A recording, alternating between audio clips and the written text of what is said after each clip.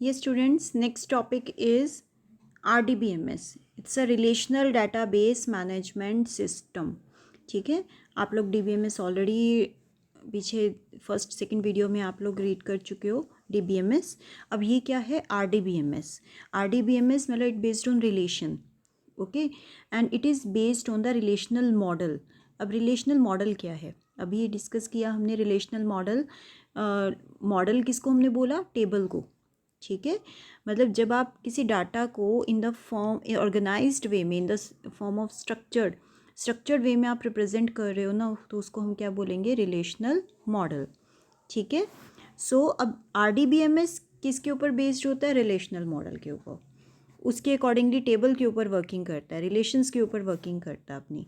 ठीक है, तो मेन एग्जांपल्स जो इसमें यूज़ होते हैं रिलेशनल डाटाबेस मैनेजमेंट सिस्टम के अंदर जो आते हैं एग्जांपल्स, वो हैं आपके ओरेकल, MySQL, IBM DB2. इसमें से जो आपके सिलेबस में है दैट इज़ MySQL आप यूज़ करोगे. ओरेकल एक कंप्लीट पैकेज होता है, उसका आप सिर्फ SQL यूज़ कर रहे हो. उसमें एक SQL और PL दोनों आते हैं, बट आपको जस्ट एक SQL पार्ट यूज़ करना है. सो हम क्या यूज़ कर रहे हैं, MySQL सर्वर. इसको जो क्वेरीज आएंगी वो भी हम MySQL सर्वर पर रन करेंगे. ठीक है, पूरा पैकेज हम ओरेकल इंस्टॉल नहीं करेंगे, just MySQL server. Okay, now next is relational model constraints. अभी आप लोगों ने रिलेशनल मॉडल पूरा रीड किया. रिलेशनल मॉडल क्या था कि टेबल की फॉर्म में आप डाटा को रिप्रेजेंट कर रहे हो. अब बात आती है कंस्ट्रेंट्स की. यहाँ पर एक नया वर्ड है constraints. Constraints are the restriction on the values stored in a database based on the requirements. Restrictions जो आप अपने डाटाबेस में जो वैल्यूज़ इनपुट कर रहे हो उसके ऊपर जो आप रिस्ट्रिक्शंस लगा रहे हो. रिस्ट्रिक्शंस मतलब आप उस पर कुछ रूल्स लगा रहे हो. ठीक है, रिस्ट्रिक्ट करते हो आप वैल्यूज़ को कि किस टाइप की वैल्यूज़ आपकी एंटर होंगी, उन्हें हम क्या बोलेंगे, constraints. Clear, constraints are the restrictions on the values stored in a database based on the requirements. Clear, कि हमारी रिक्वायरमेंट के अकॉर्डिंगली हम उसके ऊपर उस रिस्ट्रिक्शंस लगा रहे हैं. तो रिलेशन हमारा क्या है, एम्प्लॉय. ठीक है, तो क्या रिस्ट्रिक्शन हम इसके ऊपर लगा रहे हैं कि लाइक जो employ ID must be of 4 digit, ये हमने रिस्ट्रिक्शन लगा दी है. आपने अभी जो हमने लास्ट वीडियो में डिस्कस किया एम्प्लॉय टेबल के अंदर, तो उसमें आपने देखा होगा कि एम्प्लॉय आईडी 4 डिजिट्स का ही था. तो उस पर हमने क्या लगाई हुई, एक रिस्ट्रिक्शन लगाई है कि employ ID must be of 4 digit. ठीक है, कि जैसे आपका रोल नंबर है वो आपका 2 डिजिट्स तक ही जा सकता है, 3 डिजिट तक रोल नंबर नहीं जाएगा.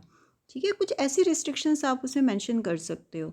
अब जैसे कहते हैं कि क्लास में, किसी क्लास में आप एडमिशन लेने के लिए कुछ हमारा बर्थ ईयर रिक्वायर्ड होता है कि कितनी एज होनी चाहिए उस पर्सन की, तो वहाँ पर आप रिस्ट्रिक्शन लगा सकते हो कि date of birth must be such that the birth year should be greater than 1985.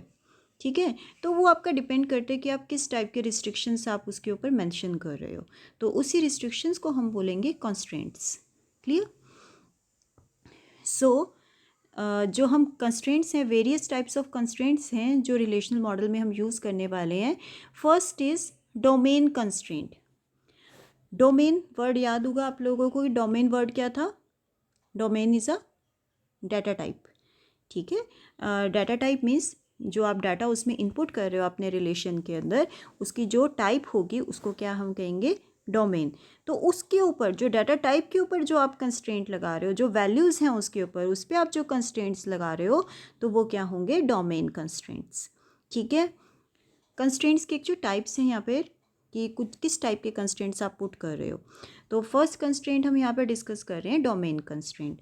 तो डोमेन कंस्ट्रेंट क्या हो गया, it specifies that the value of every attribute in each tuple must be from the domain of that attribute. मतलब जो हम उसमें दे रहे हैं ना कि जितनी भी वैल्यूज़, अब एम्प्लॉय आईडी के ऊपर आपने कंस्ट्रेंट लगाया कि वो 4 डिजिट का होना चाहिए. अब ये तो नहीं हो सकता ना कि एक 4 डिजिट का है, दूसरा आपने 5 डिजिट का एंटर कर दिया, ओके है, कोई प्रॉब्लम नहीं है, ऐसा नहीं होगा. तो जब कंस्ट्रेंट लगाया ना, तो वो जितनी भी आप उसमें एंट्रीज करोगे सबके ऊपर एप्लीकेबल होगा. ठीक है, तो अगर आप उसमें ये 5 डिजिट्स की एंट्री करते हो तो वहाँ पर वो कंस्ट्रेंट वायलेट हो जाएगा, मतलब कि आपका वो ब्रेक होगा, कि आपकी वो एंट्री नहीं हो पाएगी. ठीक है, तो वहाँ पर आपका एरर जो आ जाएगी, मतलब वो टेबल के अंदर वो वैल्यू एंटर ही नहीं हो पाएगी, तो हमारे पास क्या लिखा आ जाएगा कि डोमेन कंस्ट्रेंट वायलेटेड, ऐसा एरर आ जाता है। ठीक है, सपोज आप इसमें एंट्री दे रहे हो A234, तो यहाँ पर क्या है कि अल्फ़ाबेट में हमने देना था, अल्फ़ाबेट में तो सॉरी नहीं देना था, हमें क्या देना था डिजिट्स में, कि 4 डिजिट नंबर होना चाहिए था, नंबर न्यूमेरिक में होना था। तो यहाँ पर अगर आपने एक अल्फ़ाबेट दे दिया तो इस केस में भी क्या आ जाएगा, डोमेन कंस्ट्रेंट आपका वायलेट हो जाएगा। ठीक है, सो ये जब आपकी डोमेन के ऊपर कुछ कंस्ट्रेंट्स आप अप्लाई करते हो तो वो क्या हो जाते हैं, domain constraints. Clear. Next is की कंस्ट्रेंट्स। की कंस्ट्रेंट्स अब क्या होते हैं, उससे पहले हम कुछ कीज़ को डिस्कस करेंगे। आपके इसमें कुछ नेम्स हैं कीज़ के। अब कीज़ क्या होती हैं, फर्स्ट ऑफ ऑल वर्ड आता है key. Key is use to identify the records. ठीक है, यूनिकली आइडेंटिफाई द रिकॉर्ड्स, मतलब कि जो आप जैसे एक टेबल के अंदर जितने रिकॉर्ड्स आप एंटर कर रहे हो, अब उसमें कुछ डुप्लीकेसी भी हो सकती है, 2 रिकॉर्ड्स आपके सेम भी हो सकते हैं। तो अगर आपको उन दोनों को आइडेंटिफाई करना है यूनिकनेस की प्रॉपर्टी के साथ, कि वो यूनिक किस बेसिस पे आप उनको यूनिकनेस दे रहे हो, कि हम रोल नंबर के बेसिस पे कह सकते हैं ना कि ये रिकॉर्ड दूसरे रिकॉर्ड से डिफरेंट है। अगर आप उसमें रोल नंबर मेंशन नहीं करके चल रहे हो तो फिर आप उसमें डिफरेंस कैसे निकालोगे ना। सो जिन बेसिस पे आप उसमें यूनिकनेस प्रॉपर्टी फाइंड कर रहे हो तो उसको हम बोलेंगे की। ठीक है, सो फर्स्ट ऑफ ऑल हम फर्स्ट की डिस्कस करें, that is a super key. Super key क्या होती है, super key is a set of attributes in a relation for which no two tuples in a relation state have the same combination of values. सबसे पहले तो देखिए यहाँ पर एक वर्ड आया रिलेशन स्टेट। रिलेशन स्टेट अभी क्या था हमने, रिलेशन स्टेट क्या था कि उस टेबल के अंदर जितनी आपके टपल्स होंगे, जितनी भी रोज़ होंगी उसका कलेक्शन। ठीक है, तो उस जितने भी हमारे पास कलेक्शन है, जितनी रोज़ हैं हमारे पास, उनके अंदर डुप्लीकेसी नहीं होनी चाहिए। नो टू टपल्स, कि जो टपल्स हैं उनमें सेम सेट ऑफ वैल्यूज़ नहीं होनी चाहिए। ठीक है, और super key is a set of attributes. हमने लेने क्या हैं, एट्रीब्यूट्स। देखिए एग्जाम्पल देखिए पहले इसका, एम्प्लॉय रिलेशन कोई लेकर चल रहे हैं। देखिए सुपर की के अंदर सबसे फर्स्ट जो कलेक्शन आता है ना, तो फर्स्ट कलेक्शन जितने भी एट्रीब्यूट्स हैं उस रिलेशन के अंदर उसका कलेक्शन आता है। जितने भी एट्रीब्यूट्स आपने अभी डिस्कस किए एम्प्लॉय के अंदर 5 एट्रीब्यूट्स थे, तो हम 5 के 5 को मेंशन कर देंगे। तो ये क्या होती है, डिफ़ॉल्ट सुपर की, मतलब पूरा कलेक्शन हो गया एट्रीब्यूट्स का। ठीक है, अब इसके थ्रू हम 2 रोज़ को यूनिकली आइडेंटिफाई कर सकते हैं। कैसे, एम्प्लॉय आईडी के बेसिस पे, क्योंकि उसमें एक ऐसा एट्रीब्यूट होना चाहिए जो उन रोज़ को, उन टपल्स को आइडेंटिफाई करे यूनिकली, कि उनमें फाइंड करे कि कैसे वो 2 रिकॉर्ड्स आपस में डिफरेंट है। ठीक है, उसमें ऐसा कोई एक एट्रीब्यूट होना चाहिए। तो अगर आप उसमें सभी एट्रीब्यूट्स लेते हो इंक्लूडिंग दैट एट्रीब्यूट जो आपका उस यूनिकनेस प्रॉपर्टी को सेटिस्फाई कर रहा है, तो वो क्या होगा, डिफ़ॉल्ट सुपर की, जिसमें सारे एट्रीब्यूट्स आ गए। ठीक है, अब ये भी एक सुपर की है। कैसे, सब नहीं है इसमें, क्योंकि एक तो डिफ़ॉल्ट सुपर की है जिसमें सब आ गए। ठीक है, ये भी तो सेट ऑफ एट्रीब्यूट्स है। इसके बेसिस पे भी आप ये कह सकते हो कि no two tuples in a relation state have the same combination of values. How, देखो यहाँ पर नेम दोनों का सेम हो सकता है, डेट ऑफ बर्थ सेम हो सकती है, बट हम उन दोनों को डिफ्रेंशिएट कैसे कर सकते हैं, बाय एम्प्लॉय आईडी। ठीक है, और अगर हम ये वाला कॉम्बिनेशन लेते हैं, इसमें क्या होगा, जेंडर दोनों का सेम हो सकता है, सैलरी दोनों की सेम हो सकती है, बट उनको हम एम्प्लॉय आईडी के बेसिस पे यूनिकली आइडेंटिफाई कर सकते हैं। इस केस में भी आपका एम्प्लॉय आईडी आ गया। अब लास्ट आप इसको कहाँ तक, मिनिमम पार्ट तक ले सकते हो कि आप सेट ऑफ एट्रीब्यूट्स कितने ले सकते हो कि आप उसको यूनिकली आइडेंटिफाई कर सको। तो आप लास्ट में अगर एक एट्रीब्यूट एम्प्लॉय आईडी भी ले लेते हो ना, तो भी आप उसको यूनिकनेस फाइंड कर सकते हो। बट अगर आप इसकी जगह पर सिर्फ नेम लेते, ओनली नेम, तो ये प्रॉपर्टीज फिर ये सुपर की में ना आता। वाई, क्योंकि नेम तो दोनों का सेम हो सकता है, तो ये आपका वायलेट हो जाएगा कि no two tuples in a relation state have the same combination values.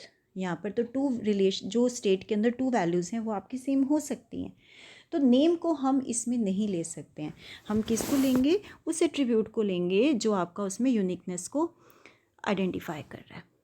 ठीक है, so name is not the super की, दिस इज सुपर की।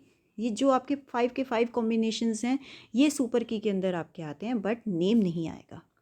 क्लियर? नेक्स्ट देखो, यहाँ पर एग्जाम्पल भी एक दिया इन्होंने।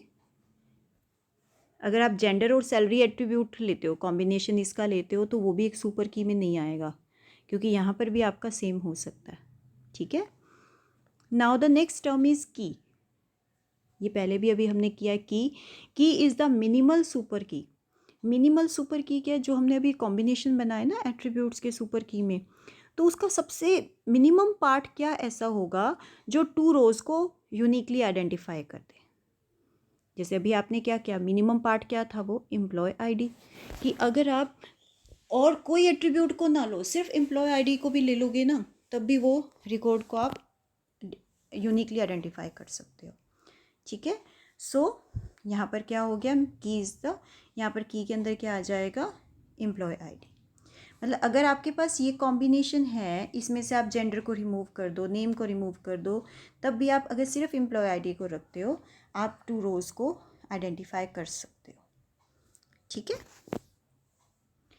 एक और एग्जाम्पल है यहाँ पर।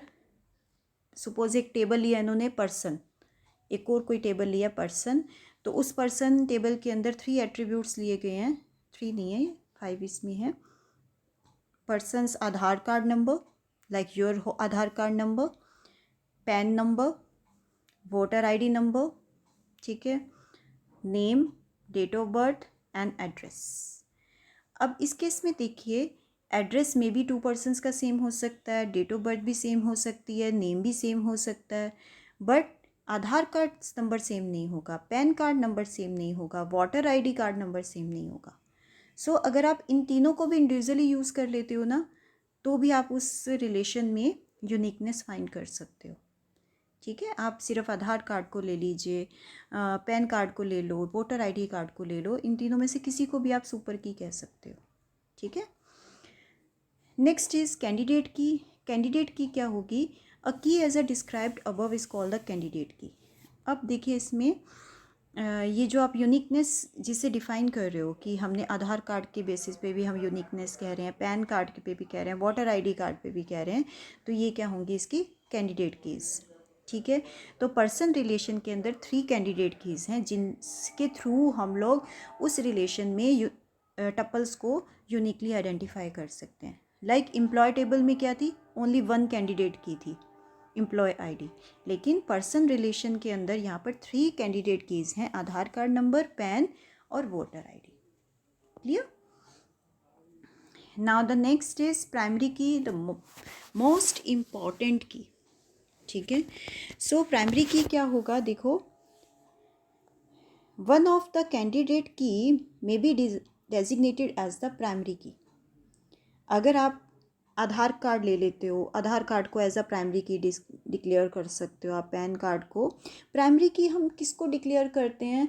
जो अभी तक आप यूनिकनेस पढ़ते आ रहे हो ना, बस उस यूनिक जो टेबल के अंदर होगा, कोई भी एट्रीब्यूट जो यूनिक, जिसके थ्रू हम टपल्स को यूनिकनेस फाइंड कर सकते हैं, उसको हम प्राइमरी की कहेंगे। ठीक है, सो प्राइमरी की का एक और फीचर भी होता है कि प्राइमरी की जिस एट्रीब्यूट पे आप लगाते हैं ना, वो आपका एक नेसेसिटी हो जाती है कि it should be unique. Unique होना चाहिए वो। ठीक है, एडमिशन नंबर है, हम 2 लोगों को सेम एडमिशन नंबर प्रोवाइड नहीं कर सकते, वो यूनिक होगा ही होगा। ठीक है, तो उसको हम प्राइमरी की कह सकते हैं। सेकंड, प्राइमरी की सेकंड एक और फीचर भी होता है कि प्राइमरी की नल नहीं होगी, it can not be null. क्यों? अब आप किसी का स्टूडेंट ने एडमिशन ले लिया, अगर हम उसको एडमिशन नंबर ब्लैंक छोड़ दें, ऐसा हो सकता है? नो। तो हम प्राइमरी की किसको डिक्लेयर करते हैं? कि जो वैल्यू आपकी नल नहीं होगी और जो वैल्यू आपकी यूनिक रहेगी, उसको हम प्राइमरी की डिक्लेयर करते हैं। अब ऊपर वाले रिलेशन में देखिए, जो पर्सन रिलेशन की बात कर रहे थे, अब उसमें 3 कैंडिडेट कीज़ हैं, 3 के थ्रू आप उसको यूनिकनेस फाइंड कर सकते हो। तो अब यहाँ पर कन्फ्यूज़न हो जाएगी, क्योंकि हम प्राइमरी की डिक्लेयर करना चाहते हैं, तो हम इसमें से किसको प्राइमरी की कहें? आधार कार्ड को, पैन को, या वोटर आईडी को? ठीक है।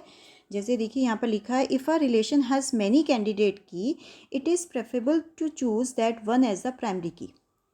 बट अब किसको करें हम प्राइमरी की, तो उस वो भी हम कैसे कर सकते हैं। देखो, एक पर्सन के अंदर, जो रिलेशन के अंदर, मे बी उस पर्सन का पैन कार्ड ना हो, ना बनवाया हो, ये पॉसिबिलिटी हो सकती है। मे बी उस पर्सन का वोटर आईडी कार्ड ना हो, ठीक है, ये भी पॉसिबिलिटी हो सकती है। लेकिन ये पॉसिबिलिटी नहीं हो सकती कि उस पर्सन का आधार कार्ड नहीं होगा, ठीक है। तो ये हमें खुद आइडेंटिफाई करना है कि हम किस एट्रीब्यूट को as a primary key declare करेंगे। प्राइमरी की क्या होगा कि आपको किसी एक टेबल में अगर आप प्राइमरी की कर दोगे ना उसको डिक्लेयर, तो उस केस में रोल नंबर किसी ने एंटर भी कर दिया ना डुप्लीकेट, तो वो एंटर नहीं होगा। अगर किसी ने रोल नंबर ब्लैंक छोड़ दिया, एंटर नहीं होगा। ऐसे ही अगर आप एडमिशन नंबर के ऊपर प्राइमरी की लगा रहे हो, तो एडमिशन नंबर किसी का डुप्लीकेट नहीं एंटर होगा, एडमिशन नंबर नल नहीं जाएगा, ठीक है। तो ये इसका बेनिफिट होता है प्राइमरी की का, जब हम डाटाबेस क्रिएट करते हैं। जैसे डाटाबेस, आपका ही डाटाबेस हम बात कर रहे थे, स्टूडेंट का एक डाटाबेस, आपके स्कूल में आपका पूरा डाटाबेस है, आपकी पूरी इन्फॉर्मेशन है। तो अगर आपका, जब आपने एडमिशन लिया, एडमिशन नंबर बाय चांस कि 2 पर्सनस का, 2 स्टूडेंट्स का सेम चला जाए, तो कन्फ्यूज़न हो जाएगी ना वहाँ पर। तो ये हम वहाँ पर एडमिशन नंबर पे प्राइमरी की लगाते हैं कि अगर बाय चांस किसी ने गलती से कर भी दिया तो वो नहीं जाएगा, ओके, नल नहीं जाएगा। तो ये प्राइमरी की का एक हमें बेनिफिट होता है। तो ये हमें इसमें अपने टेबल में ज़रूर अपना प्रोवाइड करनी चाहिए, किसी भी एट्रीब्यूट पे हमें इसको पुट करना चाहिए, कंस्ट्रेंट की प्राइमरी की उस पर लगानी चाहिए हमें, ठीक है। चलिए, यहाँ तक आपका प्राइमरी की हो गया। की कंस्ट्रेंट्स कर रहे थे हम, तो आपकी कीज़ यहाँ पर फिनिश हो गई हैं। नेक्स्ट है आपकी कंस्ट्रेंट, इसके अंदर आ रहा है जो रिलेशनल मॉडल के अंदर, that is the null value constraint. Null value constraint क्या कह रहे हैं, अब देखिए कि समटाइम्स जो आपकी कुछ आप वैल्यूज़ एट्रीब्यूट्स की एंटर करते हो, ठीक है, और वो आप नल नहीं कहते हो कि नल वैल्यू आपकी नहीं जानी चाहिए, ब्लैंक नहीं होना चाहिए, तो उस केस में हम कौन सा वैल्यू कंस्ट्रेंट लेके चलते हैं, नल वैल्यू कंस्ट्रेंट, ओके। कि जो भी आप नेम दे रहे हो वहाँ पे आप कंस्ट्रेंट अगर आप लगा देते हैं उसके आगे नॉट नल, तो वो आपका ब्लैंक को एक्सेप्ट ही नहीं करेगा। जैसे एक टेबल, एम्प्लॉय टेबल के अंदर अगर नेम ब्लैंक चला गया तो प्रॉब्लम हो जाएगी। तो हम ये कह रहे हैं कि ये हमारे पास नेसेसिटी है उस पर्सन का नेम एंटर करना, मतलब ब्लैंक नेम, ब्लैंक एंट्री को वो एक्सेप्ट ही ना करे। तो उस केस में हम जो कंस्ट्रेंट यूज़ करते हैं वो होगा नल वैल्यू कंस्ट्रेंट, और उसको हम मेंशन कैसे करते हैं, नॉट नल से, ठीक है। Next is entity integrity constraint. Entity क्या होता है, कोई एक एंटिटी, एक डाटा। अब किसी प्रॉपर एक डाटा के ऊपर जब आप कोई कंस्ट्रेंट लगा रहे हो, इंटीग्रिटी कंस्ट्रेंट में हम यहाँ पर बात कर रहे हैं प्राइमरी की, अभी अब डिस्कस किया प्राइमरी की, तो उसे ही हम बोलते हैं एंटिटी इंटीग्रिटी कंस्ट्रेंट। तो प्राइमरी की के मैंने अभी आपको 2 फीचर्स बताए। This constraint specify that the primary key of a relation cannot have null value. ये आपको भी बताया कि प्राइमरी की नल नहीं हो सकता, जिसको आप प्राइमरी की डिक्लेयर करोगे ना उसमें वैल्यू आपकी नल एंटर नहीं हो सकती, प्लस उसमें डुप्लीकेसी नहीं होगी उन रिकॉर्ड्स में जिसको आप प्राइमरी की डिक्लेयर कर दोगे, ओके। फर्स्ट, उसमें आपकी डुप्लीकेसी नहीं हो सकती, जिसे आप जिस एंटिटी के ऊपर वो कंस्ट्रेंट लगा रहे हो तो उसमें आपकी डुप्लीकेसी नहीं हो सकती, उसमें आपकी नल वैल्यू एंटर नहीं होगी, क्लियर। तो ये होंगे आपके entity integrity constraint.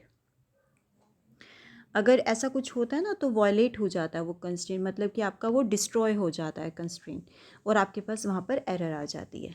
So next very very important constraint is referential integrity constraint. Referential integrity constraint पे ही आपका RDBMS बेस है, ठीक है। RDBMS एक्चुअली रिलेशन सेटअप करने के लिए यूज़ होता है कि जहाँ पर एक टेबल के और दूसरे टेबल के बीच में आप रिलेशन कैसे सेटअप करते हो। सो यहाँ पर जो हम इसके लिए कंस्ट्रेंट यूज़ करते हैं वो होता है रेफरेंशियल इंटीग्रिटी कंस्ट्रेंट। तो यहाँ पर कंसेप्ट आता है फॉरेन की का। 2 कीज़ हमारे लिए बहुत मोस्ट इम्पॉर्टेंट है यहाँ पर, प्राइमरी की एंड द फॉरेन की। ठीक है। सो रेफरेंस करने के लिए, एक टेबल को दूसरे टेबल से कनेक्ट करने के लिए जो की हम यूज़ करते हैं वो होती है फॉरेन की, ठीक है। और प्राइमरी की अब हमने पहले अभी पढ़ा है, प्राइमरी क्या होगा, प्राइमरी की क्या होगी कि जो एक टपल्स, दो टपल्स को आपको यूनिकली आइडेंटिफाई करेंगी, और फॉरेन की क्या होगी, जो उनके बीच में रिलेशन सेट करेगी, ठीक है। सो देखिए इसमें, this constraint is specified between two relations. Before defining this constraint let us study the concept of foreign keys. Foreign की इन अ रिलेशन R1, R1 मतलब फर्स्ट टेबल, कोई भी एक टेबल आप ले सकते हो, ठीक है, is a set of attributes in R1 that refer to primary key in other relation R2। यहाँ पर R2 क्या है, सेकेंड रिलेशन, मतलब सेकेंड टेबल। तो एक्चुअली हम रेफरेंस क्यों यूज़ कर रहे हैं, RDBMS बेस्ड ही इस पे होता है कि जहाँ पर आपके टू टेबल्स आपस में कनेक्टेड हों। अब देखिए, एक टेबल दूसरे टेबल से कैसे कनेक्ट होगा, टीचर टेबल स्टूडेंट से कैसे कनेक्ट होगा, एक टीचर और स्टूडेंट में क्या रिलेशन होगा, स्टूडेंट्स का ही रिलेशन होगा, क्लास का रिलेशन होगा, उन दोनों में कॉमन क्या होगा, क्लास कॉमन होगी, स्टूडेंट्स कॉमन होंगे, वो जो कॉमन है ना वर्ड, वो ही रिलेशन है। कि एक टेबल को आप दूसरे टेबल से कैसे कनेक्ट कर रहे हो, कैसे कनेक्ट करेंगे, विद द कॉमन वैल्यूज़, ठीक है। जैसे आपका कहते हैं ना, कोई म्यूचुअल फ्रेंड आ जाता है कि एक पर्सन और थर्ड पर्सन के बीच में कोई ना कोई ऐसा फ्रेंड है वो जो दोनों को कनेक्ट कर देता है, ठीक है। यही चीज़ है यहाँ पर रेफरेंस की, रिलेशन की, कि एक टेबल और दूसरे टेबल के बीच में रिलेशन कैसे सेटअप होता है। तो उसको हम सेटअप करते हैं बाय रेफरेंशियल इंटीग्रिटी कंस्ट्रेंट। इस केस में देखो,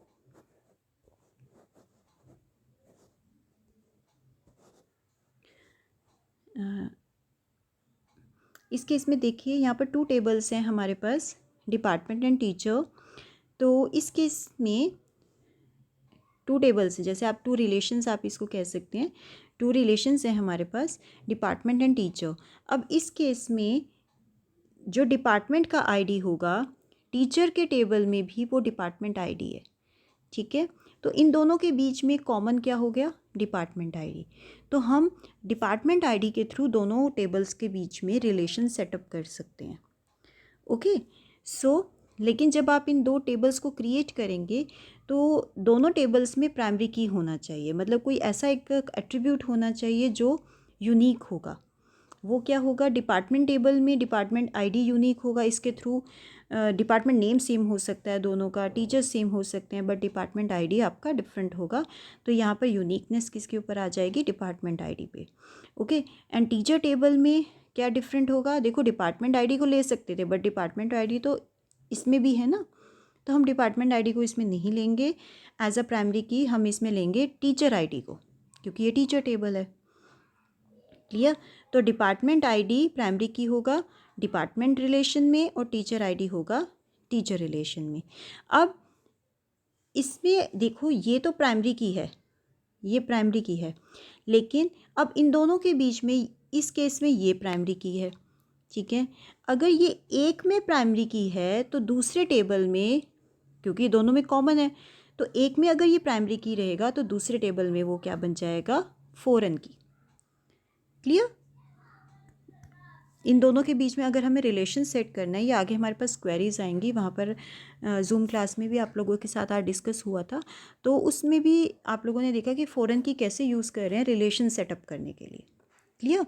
तो हम इसको आगे कैसे यूज़ करेंगे आप क्वेरीज में देखेंगे। फिलहाल फ़ॉरेन की क्या यूज़ होती है, जैसे यहाँ पर है ना, then main purpose of this constraint is to check that the data entered in one relation is consistent with the data entered in the another relation. मतलब जो आप डिपार्टमेंट आईडी यहाँ पर एंटर करोगे वही सेम आईडी आपका यहाँ होना चाहिए। जो डाटा टाइप आपके डिपार्टमेंट टेबल में डिपार्टमेंट आईडी की होगी, वही डाटा टाइप आपकी टीचर टेबल में डिपार्टमेंट आईडी की होगी, ठीक है। कि डाटा आपका कंसिस्टेंट होना चाहिए, सेम होना चाहिए दोनों साइड पे। अगर आप एक में उसको प्राइमरी की डिक्लेयर कर रहे हो तो दूसरे में वो फॉरेन की होगा, ओके स्टूडेंट्स। तो आप अभी तक जितना हुआ आप इसको रिवाइज करेंगे, और नेक्स्ट हम नेक्स्ट वीडियो में डिस्कस करेंगे। Thank you.